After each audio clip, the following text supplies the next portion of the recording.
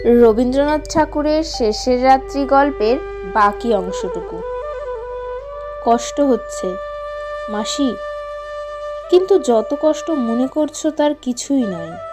আমার সঙ্গে আমার কষ্টের ক্রমশই যেন বিচ্ছেদ হয়ে আসছে। বোঝাই নৌকার মতো এতদিন সে আমার জীবন জাহাজের সঙ্গে বাঁধা ছিল, আজ যেন বাঁধন কাটা পড়েছে। সে আমার সব বোঝা নিয়ে দূরে ভেসে চলল।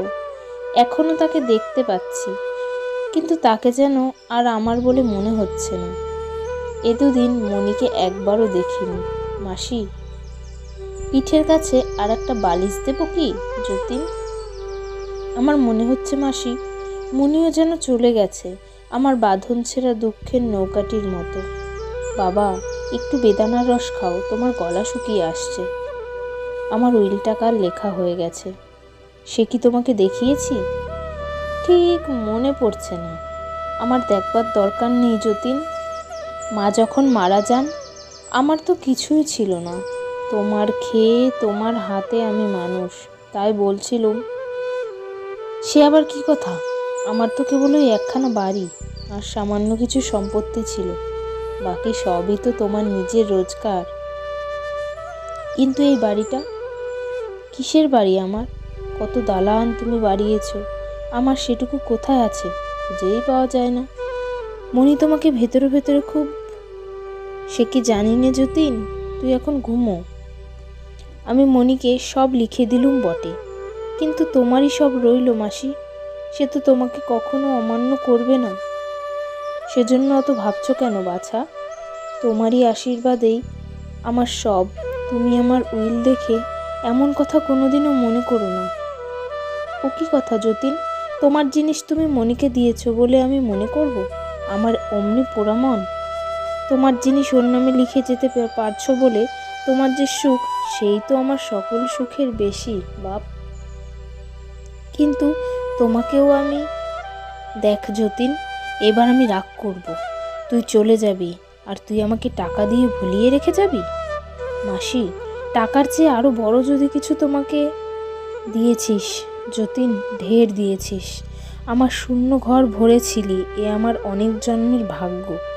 এতদিন তোকে চোখ ভরে পেয়েছি। আজ আমার পাওনা যদি ফুরিয়ে গিয়ে থাকে তো নালিশ করব না। দাও, সব লিখে দাও, লিখে দাও। বাড়িঘর, জিনিসপত্র, ঘোড়াগাড়ি, তালুক মুলুক যা আছে সব মনির নামে লিখে দাও। এসব বোঝা আমার সইবে না। তোমার ভোগে রুচি নেই, কিন্তু মনির বয়স অল্প, তাই। ও কথা বলিস নে, ও কথা বলিস নে। ধন সম্পদ দিতে চাস দে, কিন্তু ভোগ করা কেন? ভোগ করবে না মাসি? না গো না, পারবে না, পারবে না। আমি বলছি, ওর মুখে রুচবে না, গলা শুকিয়ে কাঠ হয়ে যাবে, কিছুতে কোনো রস পাবে না। যতীন চুপ করিয়া রহিল। তাহার অভাবে সংসারটা মনির কাছে একেবারে বিস্বাদ হইয়া যাইবে, এ কথা সত্য কি মিথ্যা, সুখের কি দুঃখের, তাহা সে যেন ভাবিয়া ঠিক করিতে পারিল না। আকাশের তারা যেন তাহার হৃদয়ের মধ্যে আসিয়া কানে কানে বলিল, এমনিই বটে। আমরা তো হাজার হাজার বছর হইতে দেখিয়া আসিলাম, সংসার জোড়া এই সমস্ত আয়োজন এত বড়ই ফাঁকি। যতীন গভীর একটা নিঃশ্বাস ফেলিয়া বলিল, দেবার মতো জিনিস তো আমরা কিছুই দিয়ে যেতে পারিনি। কম কি দিয়ে যাচ্ছ বাছা? এই ঘরবাড়ি, টাকা কড়ি ছল করে তুমি ওকে যে কি দিয়ে গেলে, তার মূল্য ও কি কোনোদিন বুঝবে না? যা তুমি দিয়েছ তাই মাথা পেতে নেবার শক্তি বিধাতা ওকে দিন, এই আশীর্বাদ ওকে করি। আর একটু বেদানার রস দাও, আমার গলা শুকিয়ে এসেছে। মনি কি কাল এসেছিল? আমার ঠিক মনে পড়ছে না। এসেছিল, তখন তুমি ঘুমিয়ে পড়েছিলে। শিয়রের কাছে বসে বসে অনেকক্ষণ বাতাস করে তারপর ধোবাকে তোমার কাপড় দিতে গেল। আশ্চর্য, বোধহয় আমি ঠিক সেই সময়েই স্বপ্ন দেখছিলুম, যেন মনি আমার ঘরে আসতে যাচ্ছে। দরজা অল্প একটু ফাঁক হয়েছে, ঠেলাঠেলি করছে, কিন্তু কিছুতেই সেইটুকুর বেশি আর খুলছে না। কিন্তু মাসি, তোমরা একটু বাড়াবাড়ি করছো।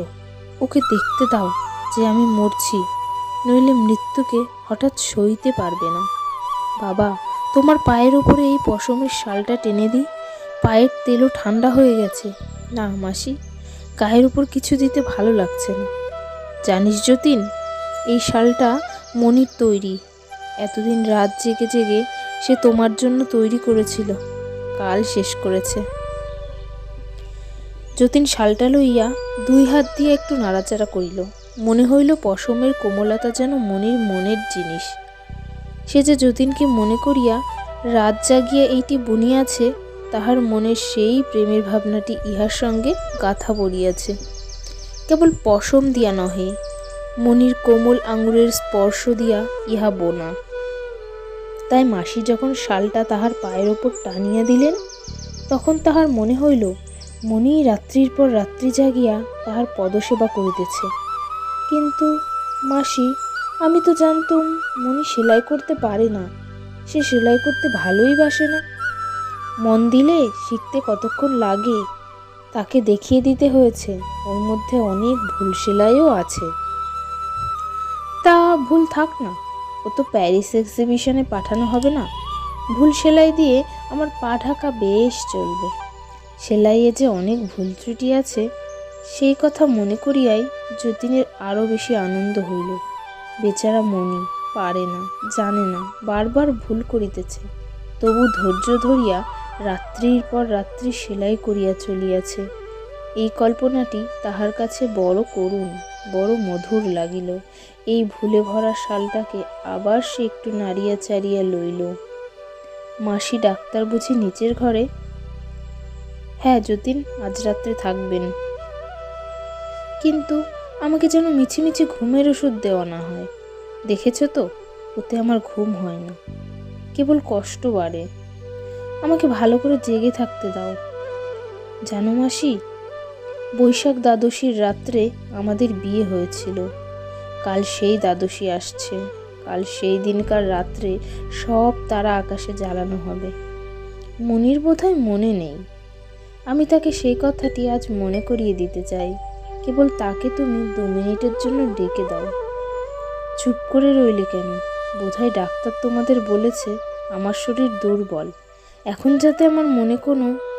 কিন্তু আমি তোমাকে নিশ্চয়ই বলছি মাসি, আজ রাত্রে তার সঙ্গে 2টি কথা কয়ে নিতে না পারলে আমার মন খুব অশান্ত হবে। তাহলে বোধহয় আর ঘুমাবার ওষুধ দিতে হবে না। আমার মন তাকে কিছু বলতে চাচ্ছে বলেই এই 2 রাত্রি আমার ঘুম হয়নি। মাসি, তুমি অমন করে কেঁদো না, আমি বেশ আছি। আমার মন আজ যেমন ভরে উঠেছে, আমার জীবনে এমন আর কখনোই হয়নি। সেই জন্যেই আমি মনিকে ডাকছি। মনে হচ্ছে আজ যেন আমার ভরা হৃদয়টি তার হাতে দিয়ে যেতে পারবো।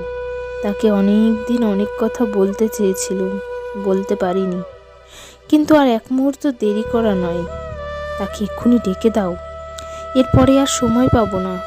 না মাসি, তোমার ওই কান্না আমি সইতে পারিনি। এতদিন তো শান্ত ছিলে, আজ কেন তোমার এমন হলো?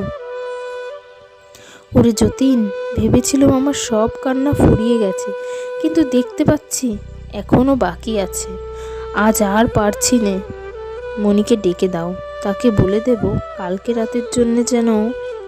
যাচ্ছি বাবা, শম্ভু দরজার কাছে রইল, যদি কিছু দরকার হয় ওকে ডেকো।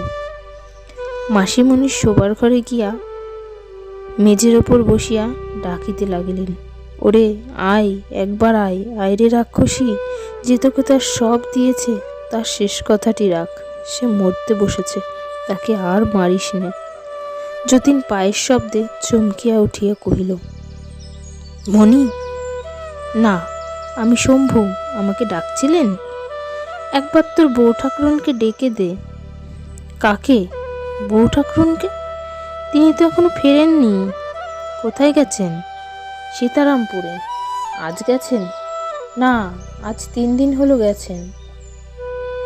ক্ষণকালের জন্য যতীনের সর্বাঙ্গ ঝিমঝিম করিয়া আসিল। সে চোখে অন্ধকার দেখিল। এতক্ষণ বালিশে ঠেসান দিয়া বসিয়াছিল, শুইয়া পড়িল। পায়ের ওপর সেই পশমের শাল ঢাকা ছিল, সেটা পা দিয়া ঠেলিয়া ফেলিয়া দিল। অনেকক্ষণ পরে মাসি যখন আসিলেন, যতীন মনির কথা কিছুই বলিল না। মাসি ভাবিলেন সে কথা উহার মনে নাই। হঠাৎ যতীন একসময় বলিয়া উঠিল, মাসি, তোমাকে কি আমার সেদিনকার স্বপ্নের কথা বলেছি? কোন স্বপ্ন? মণি যেন আমার ঘরে আসবার জন্য দরজা ঠেলছিল। কোনো মতেই দরজা এতটুকুর বেশি ফাঁক হলো না। সে বাইরে দাঁড়িয়ে দেখতে লাগলো, কিন্তু কিছুতেই ঢুকতে পারল না। মণি চিরকাল আমার ঘরের বাইরেই দাঁড়িয়ে রইল। তাকে অনেক করে ডাকলুম, কিন্তু এখানে তার জায়গা হলো না। মাসি কিছু না বলিয়া চুপ করিয়া রহিলেন। ভাবিলেন, যতীনের জন্য মিথ্যা দিয়া যে একটুখানি স্বর্গ রচিতেছিলাম, সে আর টিকিল না। দুঃখ যখন আসে তাহাকে স্বীকার করাই ভালো। প্রবঞ্চনার দ্বারা বিধাতার মার ঠেকাইবার চেষ্টা করা কিচ্ছু নয়। মাসি, তোমার কাছে যে স্নেহ পেয়েছি সে আমার জন্ম জন্মান্তরের পাথেয়। আমার সমস্ত জীবন ভরে নিয়ে চললুম। আর জন্মে তুমি নিশ্চয়ই আমার মেয়ে হয়ে জন্মাবে। আমি তোমাকে বুকে করে মানুষ করব। বলিস কি যতীন, আবার মেয়ে হয়ে জন্মাবো? না হয় তোরই কোলে ছেলে হয়েই জন্ম হবে, সে কামনায় কর না। না না, ছেলে না। ছেলেবেলায় তুমি যেমন সুন্দরী ছিলে, তেমনি অপরূপ সুন্দরী হয়েই তুমি আমার ঘরে আসবে। আমার মনে আছে আমি তোমাকে কেমন করে সাজাবো। আর বকিস নে যতীন, বকিস নে, একটু ঘুমো। তোমার নামটা দেব লক্ষ্মী রানী। ও তো একেলে নাম হলো না। না, একেলে নাম না মাসি, তুমি আমার সাবেক কেলে। সেই সাবেক কাল নিয়েই তুমি আমার ঘরে এসো। তোর ঘরে আমি কন্যাদায়ের দুঃখ নিয়ে আসবো, এ কামনা তো আমি করতে পারি নে। মাসি, তুমি আমাকে দুর্বল মনে করো? আমাকে দুঃখ থেকে বাঁচাতে চাও? বাছা, আমার যে মেয়ে মানুষের মন, আমিই দুর্বল। সেই জন্যেই আমি বড় ভয়ে ভয়ে তোকে সকল দুঃখ থেকে চিরদিন বাঁচাতে চেয়েছি। কিন্তু আমার সাধ্য কি আছে? কিছুই করতে পারিনি। মাসি, এ জীবনের শিক্ষা আমি এ জীবনে খাটবার সময় পেলুম না, কিন্তু এ সমস্তই জন্মা রইল। আসছেবারে মানুষ যে কি পারে তা আমি দেখাবো। চিরটা দিন নিজের দিকে তাকিয়ে থাকা যে কি ফাঁকি তা আমি বুঝেছি। যাই বলো বাছা, তুমি নিজে কিছু নাওনি, পরকেই সব দিয়েছ। মাসি, একটা গর্ব আমি করব। আমি সুখের ওপরে জবরদস্তি করিনি, কোনোদিন কথা বলিনি। যেখানে আমার দাবি আছে সেখানে আমি জোর খাটাবো। যা পাইনি তা কাড়াকাড়ি করিনি। আমি সেই জিনিস চেয়েছিলাম যার উপরে কারো সত্ত্ব নেই। সমস্ত জীবন হাত জোর করে অপেক্ষাই করলুম, মিথ্যাকে চাইনি বলেই এতদিন এমন করে বসে থাকতে হলো। এবার সত্য হয়তো দয়া করবেন। ও কে? ও মাসি, ও কে? কই, কেউ তো না যতীন। মাসি, তুমি একবার ও ঘরটা দেখে এসো গে। আমি যেন না বাছা, কাউকে তো দেখলুম না। আমি কিন্তু স্পষ্ট যেন কিচ্ছু না যতীন, ওই যে ডাক্তারবাবু এসেছেন। দেখুন, আপনি ওর কাছে থাকলে উনি বড় বেশি কথা কন। কয় রাত্রি এমনি করে তো জেগেই কাটালেন। আপনি শুতে যান, আমার সেই লোকটি এখানে থাকবে। না মাসি, না, তুমি যেতে পাবে না। আচ্ছা বাছা, আমি না হয় ওই কোণটাতে গিয়ে বসছি। না না, তুমি আমার পাশেই বসে থাকো। আমি তোমার হাতে কিছুতেই ছাড়ছি না, শেষ পর্যন্ত না। আমি যে তোমারই হাতের মানুষ, তোমারই হাত থেকে ভগবান আমাকে নেবেন। আচ্ছা বেশ, কিন্তু আপনি কথা কবেন না। যতীনবাবু, সেই ওষুধটা খাওয়াবার সময় হলো। সময় হলো? মিথ্যা কথা, সময় পার হয়ে গেছে। এখন ওষুধ খাওয়ানোটা কেবল ফাঁকি দিয়ে সান্ত্বনা করা। আমার তার কোনো দরকার নেই। আমি মরতে ভয় করিনি। মাসি, জমির চিকিৎসা চলছে, তার উপরে আবার সব ডাক্তার জড়ো করেছো কেন? বিদায় করে দাও, সব বিদায় করে দাও। এখন আমার একমাত্র তুমি, আর আমার কাউকে দরকার নেই। কাউকে না, কোনো মিথ্যাকেই না। আপনার এই উত্তেজনা ভালো হচ্ছে না, তাহলে তোমরা যাও, আমাকে উত্তেজিত করো না। মাসি, ডাক্তার গেছে? আচ্ছা, তাহলে তুমি এই বিছানায় উঠে বসো, আমি তোমার কোলে মাথা দিয়ে একটু শুই। আচ্ছা শো বাবা, লক্ষ্মীটি, একটু ঘুমো। না, মাসি, ঘুমোতে বলো না। ঘুমোতে ঘুমোতে হয়তো আর ঘুম ভাঙবে না। এখনো আর একটু আমার জেগে থাকবার দরকার আছে। তুমি শব্দ শুনতে পাচ্ছ না? ওই যে আসছে, এখনই আসবে। বাবা যতীন, একটু চেয়ে দেখো, ওই যে এসেছে। একবারটি চাও। কে এসেছে? স্বপ্ন? স্বপ্ন নয় বাবা, মণি এসেছে। তোমার শ্বশুর এসেছেন। তুমি কে? চিনতে পারছো না বাবা? ওই তো তোমার মণি। মণি? সেই দরজা কি সব খুলে গিয়েছে? সব খুলেছে বাবা, আমার সব খুলেছে। না মাসি, আমার পায়ের ওপর ও শাল নয়, ও শাল নয়, ও শাল মিথ্যে, ও শাল ফাঁকি। শাল নয় যতীন, তোর বউ পায়ের ওপর পড়েছে। ওর মাথায় হাত রেখে একটু আশীর্বাদ কর। অমন করে কাঁদিস নে বউ, কাঁদবার সময় আসছে। এখন একটুখানি চুপ কর। নমস্কার।